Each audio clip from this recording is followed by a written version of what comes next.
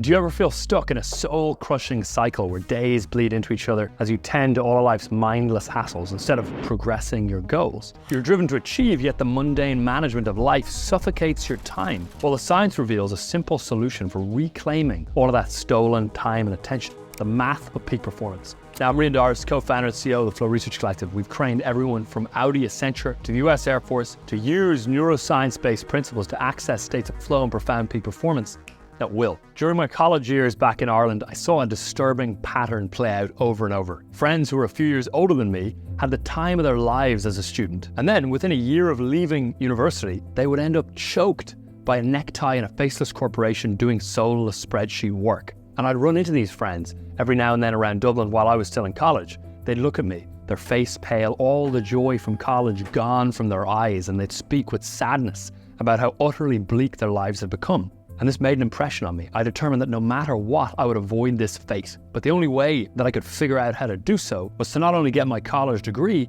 but to build a business on the side to set me free. My plan was to organize my day to be able to fit in at least 6 hours of productive work on the business and then 6 hours of work on my studies, which was the minimum that it would take to actually pull both of these things off. But what happened next was subtle, but in hindsight, predictable. What I found was that the demands of daily living, even as a single student, were so high that I didn't have the space, the time in the day, literally, to dedicate to studying and work at the volume I needed. I'd get up around 7 a.m, I'd go over to the library and get an hour or so of good work in, which was great. But then I'd get hungry, so I would have to go back home to my dingy bedsit, which is about 15 minutes walk from the library. I'd aim to cook some food and then realize I didn't have the ingredients needed, so I'd have to walk down to the shop, which took another 15 minutes. Then I'd restart the cooking, eating, cleanup process, and then I'd end up having to go and meet a tutor in another part of the campus to get a bureaucratic piece of documentation filled out. Then I'd get back, get a little bit more work in, and then have to go and have lunch and repeat the cooking, cleaning process all over again. After that, I'd aim to go to the gym. So I'd go home, I'd get changed for the gym, and then realize, damn, I've run out of clean clothes. So I'd have to pack up all my laundry, walk over for 15 minutes to get the laundry done, go back to my bed sit, get another hour of studying in, and then be disrupted again to go and pick up the laundry before the laundromat closed. Now, of course, I was grateful that I had shelter, the ability to do laundry, and was in college at all. But the reality was, all of this simple life upkeep eroded the space on my calendar I needed to be able to progress my studies and get the degree, and then get this business going so I could avoid the corporate fate that plagued so many of my older peers. And I'm sure you can relate to this. The calendar space you clear for your goals so often ends up cluttered with life's minutiae. Most of us spend the majority of days simply maintaining our lives rather than meaningfully building toward what we want our lives to be. And there's a name for the underlying thing that chokes our potential like this, just like it choked out my calendar back in college. This low-grade burden is distinct from stress or mental fatigue and even lack of motivation. It's something that steals time away from meaningful work, and it's called life maintenance load. Life maintenance load is the stuff you do to run your life that is not your work. Food to prepare and clean up, bills to pay, tax documents piling up, packages to return, and those little things that add up to a mountain of stolen hours. It's not that these things are unimportant, but their constant stream encroaches over your calendar like brambles growing out a flower bed, and they choke your precious workday dry. Life maintenance load doesn't contribute to progress or enjoyment. It just keeps the wheels turning at a basic level. Life maintenance activities includes all of these everyday recurring things and the one-offs, which are particularly insidious. For example, you don't necessarily have to return a package every day or grab a supplement you ran out of or fill a prescription. These are one-offs on their own, but since these one-offs happen so often, they end up not as one-offs, happening nearly every day. The one-offs change, but the result is the same. They devour your precious work time. Now, all life maintenance activity is a means to an end, not an end in itself. Life maintenance load stands in contrast to another category of activity that comprises our life. And that category is autotelic activity. Auto means self, telos means purpose. The activity, when it's autotelic, is a purpose in and of itself. It's intrinsically motivated. Autotelic activity is something you enjoy doing regardless of the outcome. It's listening to the song to listen to the song, not to get to the end of the song. Learning, connecting with loved ones, hiking. These are all examples of autotelic activities. For many people, everything they do professionally is a means to experience more autotelic activity, doing what they love with the people they love. For me, one of my favorite autotelic activities is walking with a close, intellectually stimulating friend, drinking a coffee, talking about business. I do it not for the business insights that will shift things for me, but for the sheer enjoyment and satisfaction of the activity itself. And a useful question to ask when determining the autotelic value of an activity is, on my deathbed, will I wish I had done more or less of this? Now, life maintenance tasks are technically considered exotelic activities. Exotelic activities are performed not for their own enjoyment, but to achieve an external outcome. The motivation behind exotelic activities are centered around meeting a requirement or avoiding a negative consequence. It's meeting with the tutor to get the bloody form filled out, a means to an end, like I had to do in college constantly. It's restocking the fridge or getting your driver license renewed. Life maintenance load, while unavoidable, can accumulate to a point where it significantly impedes personal growth and professional goals. Worst of all, it can sabotage flow state at a basic fundamental level. Flow state is the experience of losing track of time and your sense of self. You seem to merge with your surroundings, sucked so deeply into the work in front of you that it's almost like you and the work are one and the same. Research shows that you get 500% more output from every unit of attention you invest in the task. But here's the problem. A high life maintenance load leaves little to no room for autotelic activity. This is important because autotelic activities are what drives flow state. Autotelic activities, because they're intrinsically enjoyable, cause us to pay attention to them. This focus blocks out distractions and lets us fully engage in the present moment, which is a prerequisite for flow.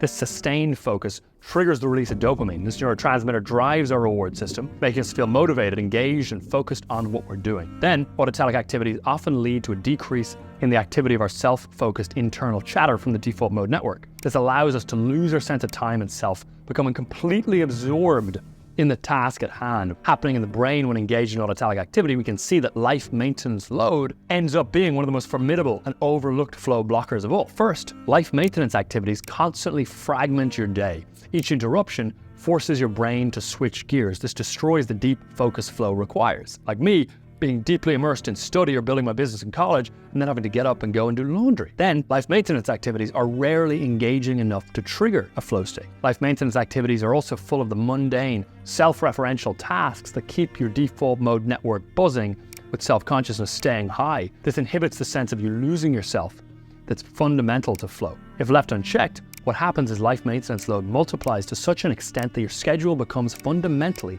mathematically incompatible with deep levels of peak performance and profound productivity. It's not that you're necessarily averse to these life maintenance activities. It's not that you're above doing the normal things within life, the normal human living. Rather, it's a math problem. You do have to abide to the law of physics, which brings with it a fixed set of time that you can deal with each day. Just consider you sleep for about 8 hours a night. That means you've got about 16 hours of waking life to play with. And this is where life maintenance load results in the math problem. Often an hour or so, sometimes more, is spent commuting. Multiple hours are dedicated to grocery shopping, cooking, cleaning, eating. Multiple other hours are dedicated to errands, leaving you with 6 or so hours left to do the autotelic activities within your work and within your life that make life worth living. The good news is that this means getting more flow is also a math problem. A simple way to get more flow in your life is to take the hours out of your day that are dedicated to life maintenance activities that you can't get into flow within and swap them out for autotelic activities that you value most deeply and that are conducive to flow state. Imagine your day as a heat map. Certain activities, like autotelic ones, burn hot. These are prime zones for focus and flow. Others, like errands and chores, stay cool, drain your time, and don't lead to flow. A high life maintenance load turns your day into a patchwork of cool spots. The solution is to restructure your heat map of your day, to minimize the life maintenance load, to free up large blocks of hot time for peak performance. The question is, how do you get all of these life maintenance activities out of your life? Well, let's rewind a little bit. One of my biggest life maintenance load activities back in college was hangover management. Remember, to avoid the grim fate I saw so many of my friends end up after leaving college, I had to get this 6 hours of studying and 6 hours of business in every day. So with the drinking, I'd have to do all kinds of stuff before and after. Throughout the day, I'd drink a specific spirit, diluted with lemon, and always drink at a specific time in the hope that it would minimize tomorrow's hangover. My mornings often started with my ears ringing and head throbbing as I stumbled to the blender, poured the coconut water, some of it even landing in the blender, and then dropped in a meticulously built out set of ingredients designed to minimize the hangover. Frozen acai berries, salt, the whole shebang. And as I drank the brownish goo, I had my morning all planned out, checking inboxes, scheduling meetings for the week, making travel plans, the sort of tedium I could do despite the compromised state from the hangover. Clear cognition hopefully would kick in around noon when I'd get some real work done. Now sure, the drinking wasn't conducive to peak performance, but ultimately I was committing a fatal life maintenance load sin. I was trying to optimize a source of life maintenance load, the drinking, resulting in the hangover, that I should instead have eliminated entirely. And this made me guilty of something more pernicious, being a dumb optimizer. Dumb optimization in this case means optimizing life maintenance activities in a way that actually increases your overall life maintenance load. And that's the key. When it comes to life maintenance load, we don't want to organize it, systemize it, or optimize it, if possible, which is what most people tend to try to do. Instead, we want to rip these things out entirely to make room and space in our lives and calendars for autotelic activity and the flow that comes with it. For example, with commuting, rather than trying to make it more productive by listening to an audiobook as a way to optimize that time, instead do all you can to get rid of the non-autotelic commute from your life entirely, whether that's having to talk to your boss about being able to work from home, moving closer to the office, or even getting a new job that enables you to work from near where you wake up. Instead of trying to better organize your spreadsheets for all of your complex investments or personal finance strategy, just eliminate the complex investment strategy and get a robo-advisor instead. Instead of having a shopping list and optimized routine for doing your weekly grocery run 20% faster, try and auto-deliver the food instead. The rule here is eliminate instead of optimizing anytime you can. You can't reach the heights of peak performance when you're drowning in the depths of life maintenance load, even if you've optimized things to a decent degree. This means peak performance isn't just about what you do, it's about what you don't do. You want to go to the extreme to fight life maintenance load and get typical everyday activities out of your life, because extreme peak performance requires a level of time and space in your calendar that you simply can't carve out if your day is clogged with life maintenance activities. And you can do this for your one-off life maintenance activities too. Instead of having to return a package every few days, just stop buying new stuff to the degree that you can. And when you do buy something new, only buy things that you're okay with not having to return. If you're dealing with a bunch of repairs in an old house, maybe seriously consider selling the house and moving into a smaller, more modern, modest place that doesn't have the repair overhead. Of course, these are just examples that sound good in theory, but how do we actually do this? How do we lower our life maintenance load to free up our time for autotelic activities that drive flow and peak performance? Well, here are the 3 steps to do so. The first thing is to run a life maintenance audit. First, list all of your autotelic activities. These are the things you love doing for their own sake, that drive flow, that make your life worth living at a fundamental level. These are the activities you want to fill the heat map of your day with. Some autotelic activities on my list include reading, surfing, hosting parties for friends and family. Next, list out all of your life maintenance activities that take up a bunch of time in your day. These are the exotelic activities. For example, grocery shopping, managing your finances, commuting to work, and keeping your living space clean. These are the cool spots in your heat map within your day that you want to systematically eliminate. In working with thousands of peak performers, here are the top 5 life maintenance activities we've seen and how to successfully clear each one out of your life. Now, the first is food prep and grocery shopping, preparing and cleaning up after meals. The second is commuting, getting to and from the office, grocery store, or other places required to run your life. Then there's washing and folding and general tidying and deep cleaning tasks. Next, you've got errands and admin, going to the post office, returning items to the store, coordinating rides to and from places, scheduling appointments. And finally, we have household repairs and upkeep, fixing things around the house, replacing a light bulb, mowing the lawn. Now, I spent the last couple of months in Costa Rica, and though it was beautiful, my life maintenance load in each of these areas increased significantly. There's no Amazon delivery there, so every trip to the overpriced grocery store was a treasure hunt. Meal prep transformed into a sweaty ordeal in the sweltering kitchen. Dust from our quad coated every surface, making laundry more of a challenge. And now, as a note, we're not saying you have to remove cleaning and shopping or making food when lowering your life maintenance load. Some people, maybe yourself included, love these activities, which means they're autotelic, not exotelic. If that's the case, don't cut them out.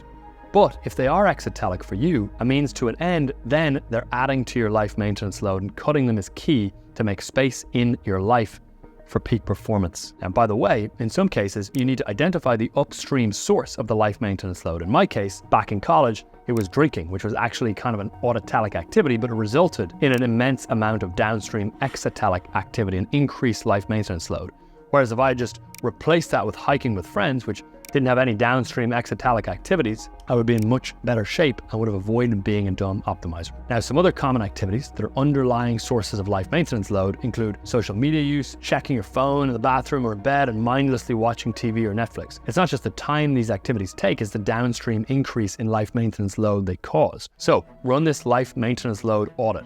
List all the daily, weekly, and monthly tasks that consume your time and energy and that are exotelic means to managing your life. Rank these tasks based on their necessity and the amount of time they require. Then identify the tasks that most contribute to your life maintenance load and provide the least value or enjoyment. These are the activities to put on the chopping block. Now, to help you with this, use the simple spreadsheet we put together for you, where you can list each activity, how much time it takes, and rate it based on its autotelic value. If the autotelic value of the activity is anything less than a 7 out of 10, it's worth figuring out how to eliminate. To get this spreadsheet, just click the link in the description and you'll get it for free on us. Now that you've identified your biggest life maintenance load activities, it's time to eliminate as many of them as possible. This brings us to step 2 of lowering your life maintenance load, which is to use cash and creativity to eliminate it. Let's tackle food first. This is a big domino that also partially handles shopping and cleaning. Back when I was a broke college student in Ireland, I bought this dodgy secondhand chest freezer off some Irish guy for about 70 quid. I lugged that contraption back to my dingy bedsit and proceeded to cook half a year worth of meals. I made 5 different simple meals, mostly beef and vegetables. I remember putting liver in every dish. It took me 14 to 16 grueling hours of chopping and stewing and sealing up Tupperware after Tupperware, but I managed to churn out nearly 150 meals. With all the meals being thrown into that big chest freezer, it probably saved me at least 10 times that many hours over the year that would otherwise have been consumed by decision-making, ordering, picking up, preparing, cooking, and cleaning for every individual meal. The summer after I'd done this batch cooking, I landed an internship with a famous author. I was lucky enough to get to live with him for a while in LA. One of the first things I noticed was how effectively he used his finances to keep his life maintenance load low.